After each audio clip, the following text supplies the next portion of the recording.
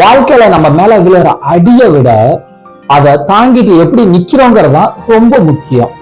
இந்த துணிச்சலான குணத்தை தான் மீள்தன்மைன்னு சொல்றோம். தற்காப்பு கலையோட அட்வான்ஸ்டு பாடமும் இதுதான். இங்க சண்டை பயிற்சி அப்ப எதிராளியோட பலமான அடியினால நம்ம விழுந்தாலும் வலிக்காத மாதிரி துள்ளி எழுந்திருச்சு நிக்கிறத தற்காப்பு கலை நமக்கு ரொம்ப அற்புதமா கத்து கொடுக்குது. ஏன்னா வலிய வெளியே காமிச்சோம்னாக்க எதிராளி நம்மள ரொம்ப ஈஸியா வீழ்த்துறதுக்கான வாய்ப்புகள் அதிகம்.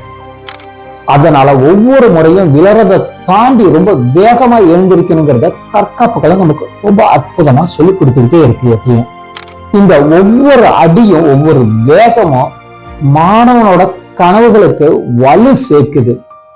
இது வெறும் பயிற்சிகளோட மட்டும் இல்லாம நம்ம வாழ்க்கையில எத்தனை முறை விழுந்தாலும் அதை தாண்டி வேகமா எழுந்திருக்கணுங்கிறத மாணவர்களோட மனசுல ரொம்ப ஆழமா பதிய வைக்குது. தற்காப்பு கலை நமக்கு துணிச்சலை மட்டும் சொல்லி கொடுக்கறதோட விடாம துணிஞ்சு எழுந்திரி நிக்கணுங்கிற மீள்தன்மையை ரொம்ப அழகா சொல்லி கொடுக்குது. நன்றி.